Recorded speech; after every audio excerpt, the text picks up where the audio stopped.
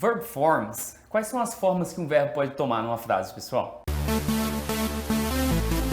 Olá, sejam bem-vindos de volta ao nosso Daily Academy. Marcondes Matos aqui com vocês para aprender inglês de forma rápida, fácil e definitiva. E o nosso Daily Academy, que vocês já conhecem. Como que funciona, pessoal? Todo dia de manhã a gente vai estar enviando para vocês um textozinho pequeno, ok? Com um áudio, com a leitura desse texto, onde vocês vão fazer a leitura do texto, associar as palavras, as pronúncias delas com o áudio, tentar resolver questões de interpretação e ao final da tarde nós vamos estar enviando um vídeo como esse, onde eu vou junto com vocês fazer a leitura do texto, resolver aquelas questões de interpretação que foram enviadas para vocês e destrinchar termos de gramática sempre pedidos em editais, ok? Para participar, pessoal, sempre muito fácil. Só entrar ali no nosso link na descrição e entrar nos nossos grupos do Telegram, que é lá que a gente vai estar fazendo a divulgação desse material. Então, como vocês já sabem, vamos direto à nossa aula, ok? Nessa aula de hoje, nós vamos trabalhar em nível de interpretação de texto, um texto sobre quadratic equations, as equações quadráticas, aquelas velhas e boas equações de segundo grau, parece que descobriram um novo jeito aí de resolvê-las. Em vocabulário, nós vamos ver algumas palavrinhas relacionadas a esse texto e em gramática, nós vamos trabalhar hoje com as verb forms, as formas dos verbos. Então nós vamos ver quais são as 5 formas que o verbo pode tomar em uma frase e quais as diferenças entre elas e o que faz com que elas sejam diferentes no emprego em cada uma das frases. Pessoal, como vocês já estão acostumados, vamos começar pelo texto, ok? Vamos ler juntos? A math professor at Carnegie Mellon University in Pittsburgh may have come up with a better way of solving quadratic equations. Então, ele diz aqui que um professor de matemática, ok? Nessa universidade aqui, Carnegie Mellon, em Pittsburgh, nos Estados Unidos, ok? Pode ter encontrado, pode ter come up com to come up with something, pessoal, é inventar ou criar algo, ok? Então, he came up with an answer for the problem. Ele conseguiu chegar a uma resposta para o problema, ok? Então, ele inventou, chegou a esse novo método melhor, ok? De resolver equações quadráticas. They are usually introduced in elementary algebra classes and pop up often in physics and engineering, in the calculating of trajectories, even in sports. Então, essas equações, elas são usualmente, geralmente, ok, introduzidas aos alunos em álgebra elementar, aulas de álgebra elementar, ok? E sempre aparecem pop-up. Pop-up, pessoal, pode ser um substantivo, aqueles pop-ups que ficam aparecendo na janela de vocês, por exemplo, quando vocês abrem uma janela de internet, mas eles se chamam pop-ups por causa da ação que eles fazem, que é aparecer, ou que é aparecer do nada, to pop up. Então, essas equações, elas aparecem, they pop up, frequentemente em física e engenharia, no cálculo de trajetórias, ok? E até em esportes. Então, é uma equação muito importante. Todos lembram das equações de segundo grau, resolução por Bhaskara, que nós tínhamos no ensino fundamental, ok? Então, o Dr. Lo, que é o nome desse professor, has not discovered something entirely new. Então, ele não descobriu algo totalmente novo, ok? Indeed, his method mixes together ideas dating back thousands of years to the Babylonians. Então, esse método que ele chegou aí mistura ideias, ok, que datam até milhares de anos de volta aos babilônios. But this is not how modern algebra textbooks present the topic. Mas não é assim que os livros de álgebra moderna apresentam esse tópico de equações quadráticas. Então, talvez ele tenha trazido aí uma coisa que já era antiga, mas que pode agora ser usada, ok, para ensinar a matemática, que não é um assunto tão simples como inglês, por exemplo, né, pessoal? Bem, então temos aqui o nosso texto, ok, pessoal? Um texto até simples, sobre um assunto complicado, mas um texto simples, pouco vocabulário novo aí para vocês. Come up. We have already come up with a definition for this word. Nós já tínhamos visto essa palavra em outro texto, ok? Pop up. Então vamos agora fazer questões de interpretação para esse texto, ok? Então vamos à questão number 1. According to the text, the Pittsburgh professor has come up with a new way of solving quadratic equations. Então aqui na questão fala que esse professor de Pittsburgh chegou a uma nova forma de resolver essas equações, ok? Então, vamos checar essa informação no texto?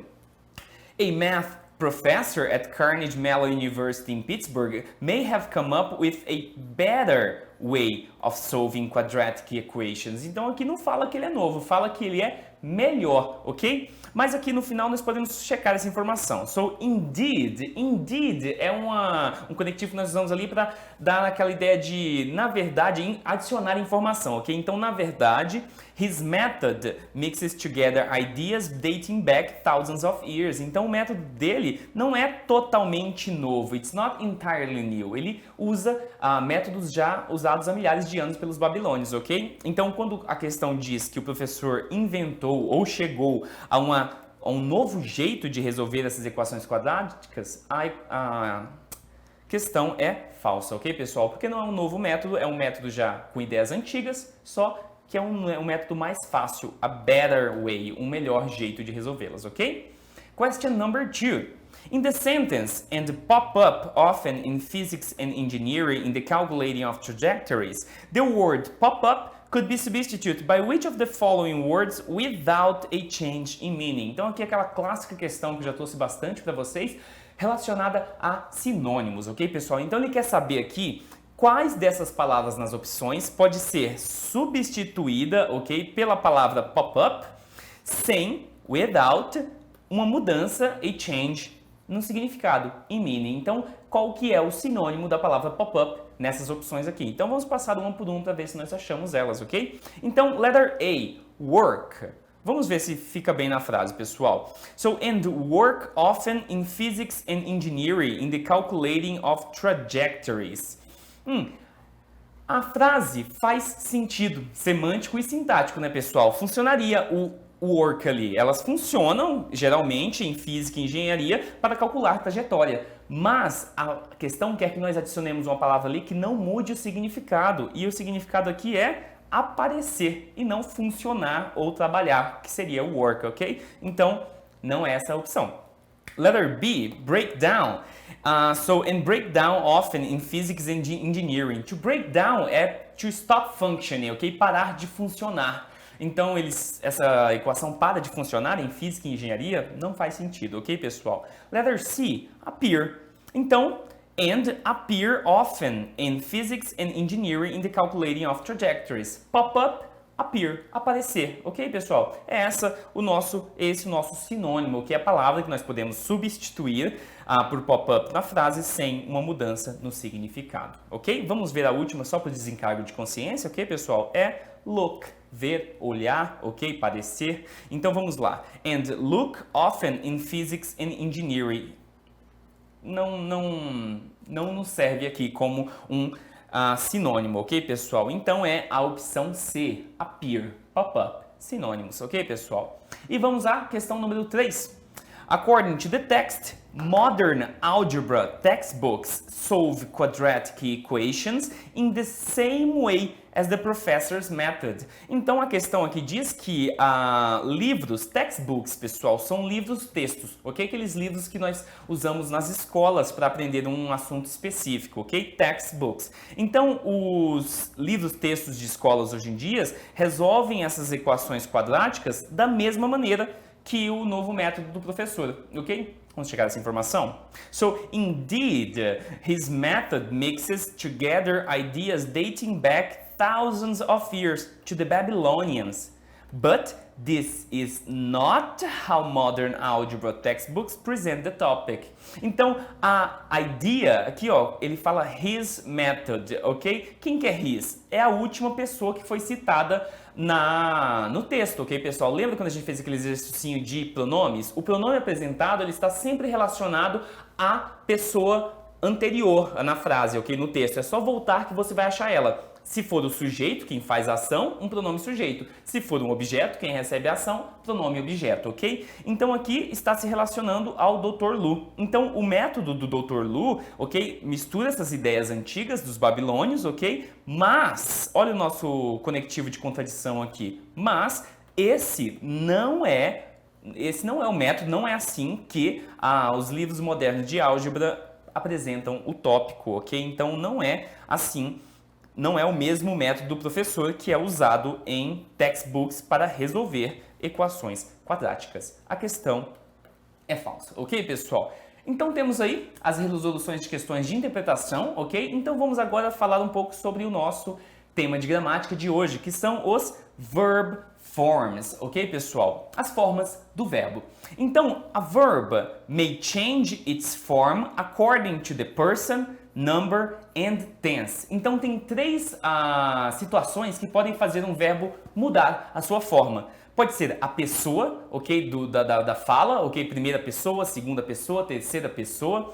Pode ser o número, ok, se é plural ou singular. E pode ser também o tempo verbal, the tense, ok? Então vamos ver alguns exemplos aqui, pessoal.